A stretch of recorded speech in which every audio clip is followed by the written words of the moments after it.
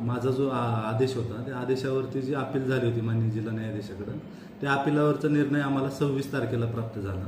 त्यामुळे आम्हाला चिन्ह वाटप किंवा इतर गोष्टी असतील जे आयोगाच्या परिपत्रकाप्रमाणे होत्या त्या करता आल्या नव्हत्या. आणि त्यानुसार जे आयोगाचं 29/11ला परिपत्रक आलेलं आहे त्यामध्ये आयोगानं असं नमूद केलं होतं की 26/11पर्यंत ज्यांना चिन्ह वाटप करता आलं नाही आणि आमच्या ठिकाणी अपिलाचा निकाल जो आहे तो उशिरा लागला होता. त्यामुळं आयोगाचे जे नवीन ह्याच्यानुसार सूचना आहेत त्यानुसार आमचा पुढील टप्प्याचा जो कार्यक्रम आहे तो 4/12/2025ला माननीय जिल्हाधिकारी महोदय निवडणुकीचा कार्यक्रम जारी करतील आणि त्यानुसार दिनांक 10/12/2025 रोजी नामनिर्देशन पत्र माघार घेण्याचे अंतिम दिनांक असेल.